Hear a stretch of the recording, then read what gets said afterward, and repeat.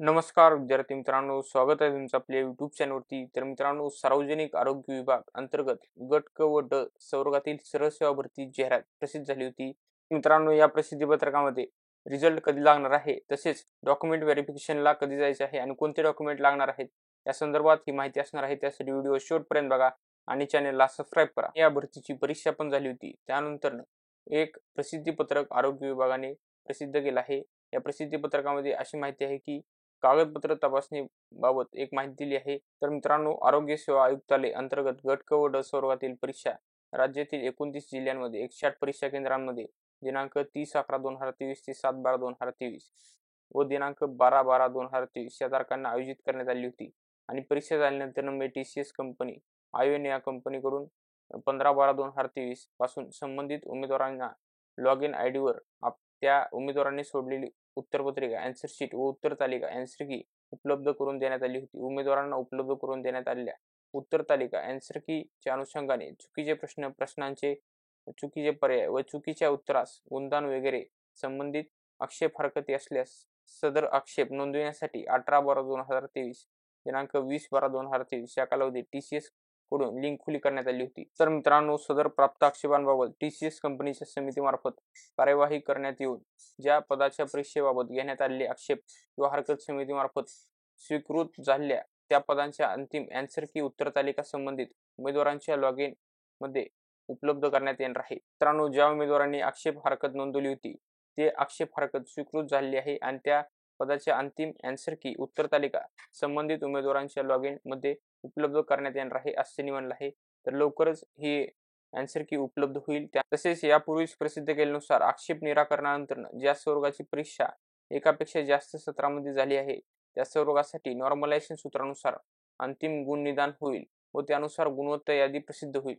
तर मित्रांनो, एका पदाची जी परीक्षा अनेक सत्रामध्ये झाली होती त्या पदांचं आता नॉर्मलायझेशन होणार आहे आणि त्यानुसार अंतिम गुणवत्ता यादी लवकरच प्रसिद्ध होणार आहे. त्यानंतर कार्यालय निहाय व पदनिहाय गुणवत्ता यादी व निवड यादी प्रसिद्ध करण्याची कार्यवाही होईल. तर मित्रांनो, नॉर्मलायझेशन सूत्रानुसार अंतिम गुणवत्ता यादी प्रसिद्ध झाल्यानंतर पदनिहाय व कार्यालयनिहाय ही यादी प्रसिद्ध होणार आहे. त्यानंतर गुणवत्तेने निवड यादीत स्थान मिळवणाऱ्या सर्व संबंधित उमेदवारांना याद्वारे आगाऊ सूचित करण्यात येते की त्यांनी कागदपत्रे तपासणीकरिता सोबतच्या तक्त्यातील शैक्षणिक अर्हतेचे व इतर आवश्यक कागदपत्रे मूळ प्रतीसह साक्षांकित प्रतीक तयार करून ठेवाव्यात आणि उमेदवारांनी आवश्यकतेनुसार बायोमेट्रिक व्हेरिफिकेशन करण्यात येईल. तर मित्रांनो, तुमचे गुणवत्ता यादीमध्ये नाव आल्यानंतर तुम्हाला कागदपत्र तपासणीसाठी बोलण्यात येणार आहे. त्यासाठी आरोग्य विभागाने तुम्हाला आधीच सांगून ठेवलं आहे कोणती कागदपत्रे आणायची आहेत आणि त्या ठिकाणी तुमचं बायोमेट्रिक व्हेरिफिकेशन पण करण्यात येणार आहे. तसेच हंगामी फवारणीच्या कर्मचाऱ्यांचे केवळ शासन निकषानुसार देण्यात आलेली कागदपत्रे ग्राह्य धरण्यात येतील आणि कागदपत्रे तपासणी जिल्हा विभाग स्तरावर पडताळणी प्रक्रिया करण्यात येईल.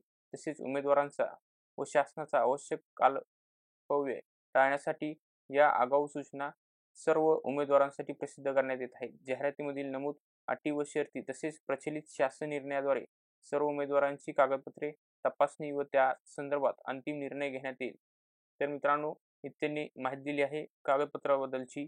त्यानंतर ज्या उमेदवारांकडे खालील कागदपत्रांपैकी एखादे प्रमाणपत्र उदाहरणार्थ आदिवास प्रमाणपत्र उपलब्ध नसल्यास त्यांनी 100 रुपयाच्या स्टॅम्प पेपरवर सदरील कागदपत्रे नियुक्तीपासून 1 महिन्यात सादर करण्यात येईल. अन्यथा संबंधित उमेदवाराची नियुक्ती आदेश रद्द करण्यात येईल असे त्यांनी सांगितले आहे. तर मित्रांनो, तुमच्याकडे एकच डॉक्युमेंट नसेल तर तुम्ही 100 रुपयाचा स्टॅम्प पेपर घेऊन त्यावर सदरील कागदपत्रे नियुक्तीपासून 1 महिन्यात सादर करण्यात येईल असं तुम्हाला लिहून द्यायचं आहे. तरच मित्रांनो तुमचं डॉक्युमेंट व्हेरिफिकेशन कंप्लीट होईल. तसेच सादर केलेले कोणतेही शैक्षणिक आरक्षण, अनुभव कागदपत्रे बोगस किंवा बनावट आढळून आल्यास झालेली नियुक्ती आदेश रद्द करण्यात येईल. या आशयाचे प्रतिज्ञापत्र कागदपत्र तपासणीवेळी उमेदवाराने सादर करावयाचे आहे. कोणतेही शैक्षणिक, जात किंवा अनुभव प्रमाणपत्र कोणत्याही स्तरावर खोटे किंवा बनावट आढळल्यास संबंधित नियुक्तीधारकाची सेवा तात्काळ समाप्त करण्यात येईल व शासनाची सेवेसाठी कायमचे अपात्र करून फौजदारी गुन्हा नोंदवण्यात येईल असे त्यांनी सांगितले आहे. तर मित्रांनो, तुम्हाला ओरिजिनल डॉक्युमेंट न्यायचे आहे आणि एखादा डॉक्युमेंट नसेल तर तुम्हाला स्टॅम्प पेपरवर त्या डॉक्युमेंटचं नाव लिहून तुम्हाला 100 रुपयाचा स्टॅम्प पेपर विकत घ्यायचा आहे आणि ते तुम्हाला इथे सबमिट करायचे आहे. पत्र तपासणीसाठी तुम्हाला इथे उमेदवाराचे नाव, पदनाम, अर्ज क्रमांक, बैठक क्रमांक तुम्हाला लिहायचा आहे. त्यानंतर इथे तुम्हाला प्रमाणपत्राचे नाव आणि सादर केलेले प्रमाणपत्र असे 2 सेक्शन आहेत. त्यामध्ये जन्मतारखेचे प्रमाणपत्र, त्यानंतर जात प्रमाणपत्र, जातीचा तपशील, जात प्रवर्ग तुम्हाला इथे लिहायचा आहे. त्यानंतर पोटजात प्रमाणपत्र क्रमांक व दिनांक, जात वैधता प्रमाणपत्र, जाहिरातीत नमूद केल्याप्रमाणे उन्नत व प्रगत गटात मोडता नसल्याबाबतचे नॉन क्रिमिलियर सक्षम अधिकारी यांचे प्रमाणपत्र, आदिवासी प्रमाणपत्र, जाहिरातीत नमूद केल्याप्रमाणे शैक्षणिक अर्हता हे तुम्हाला शैक्षणिक अर्हतेनुसार इकडे साईडच्या सेक्शनला माहिती भरायची आहे. आणि अनुभवाचे प्रमाणपत्र, जाहिरात त्या पदांकरिता अनुभव आवश्यक असल्यास त्यांचा तपशील, पदाचे नाव, कालावधी, संस्थेचे नाव, registration, nursing council, pharmacy council, dental council, occupational व फिजिओथेरपी काउन्सिल कडील नोंदणी प्रमाणपत्र हे तुम्हाला येथे डॉक्युमेंट लागणार आहे. त्यानंतर मान्यताप्राप्त संस्थेचे संगणक अर्हता प्रमाणपत्र, MSCIT अथवा तत्सम आणि समांतर आरक्षणासाठी धारकांसाठी अंशकालीन, प्रकल्पग्रस्त, भूकंपग्रस्त, खेळाडू, माजी सैनिक, दिव्यांग, अनाथ आणि कुटुंबाचे प्रमाणपत्र, तसेच पत्त्यावर राहत असल्याबाबतचा पुरावा, स्वतःचे फोटो असलेले ओळखपत्र, आधार कार्ड आवश्यक, स्वतःचे पासपोर्ट साइज 2 फोटो आणि नाव बदलले असल्यास त्याबाबतचे गॅझेट किंवा विवाहामुळे नाव बदलले असल्यास विवाह प्रमाणपत्र, एवढे 15 डॉक्युमेंट तुम्हाला इथे घेऊन जायचे आहे. मित्रांनो, या प्रसिद्धीपत्रकाची लिंक मी तुम्हाला डिस्क्रिप्शनमध्ये देत आहे. तिथून तुम्ही हे प्रसिद्धीपत्रक डाउनलोड करू शकता. तर मित्रांनो, ही माहिती होती आरोग्य विभागाच्या डॉक्युमेंट व्हेरिफिकेशन आणि रिझल्ट बद्दलची. अशाच लेटेस्ट अपडेट्ससाठी व्हिडिओला लाईक करा, शेअर करा, चॅनलला सबस्क्राईब करा. धन्यवाद मित्रांनो.